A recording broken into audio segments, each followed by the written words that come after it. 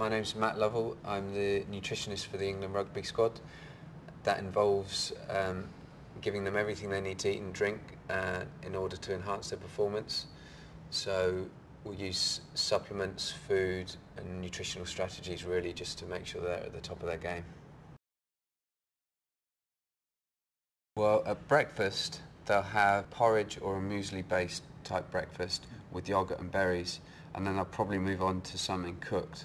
So they might have some eggs, some lean bacon, chicken or vegetables. Some of them have poached eggs on toast or beans. And then pre-match can often be more of the same. Some of them have pancakes, some of them have like a penne pasta type dish. The emphasis would be on higher carbohydrate foods which are easy to digest. So there's a mixture of rices, yogurts, tropical fruit platter. Tendency is, as the weather gets warmer, the type of barbecue sort of thing comes out, so it's grilled meats and salads, which is perfect because it's a really nutritious way to eat, as long as you don't over grill your meats. Somewhere like South Africa, there'll be an issue of heat. You're going to need to get used to the higher levels of heat and sweating more, and that takes a little while to acclimatise to. So basically, the less used you are to high heat, the more salt you'll lose in your sweat, and then as you get used to it, you tend to sweat less salt.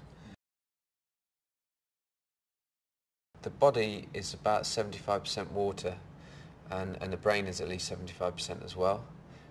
Fatter people tend to have less water in them, so leaner people tend to have a higher percentage of water. So there's not really anything in the body which won't function properly in a dehydrated state. So if you dehydrate the brain, for instance, cells won't be able to communicate with each other. So they won't be able to sort of signal and do things like memory. An obvious thing would be reaction time slowing down. But reaction time would also be affected through dehydration, because often when you're dehydrated you're also lower in sugar, so there's no glucose for the brain to function properly, and in a dehydrated state the brain may heat up too much, and whilst a cold brain would also have a slow reaction time, an over hot brain might not be able to deliver nutrients as quickly as an optimal temperature brain. Well, if you imagine the fluid around the brain acts as a sort of cushion, so anything that's better cushioned will prevent brain bruising, which is effectively what concussion is. So a massive impact, and then the brain will bounce off the inside of the skull. So the more cushioning there is around the brain, the better. Obviously for rugby that's a key area because there's a lot of concussion injuries.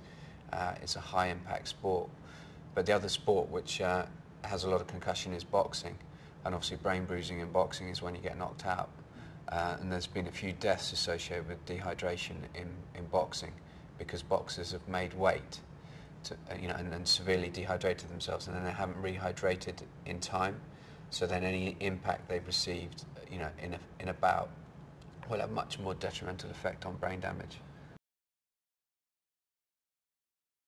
Right, well, alcohol is part of society, but you can get it wrong. Obviously it is a toxin. It will dehydrate the body.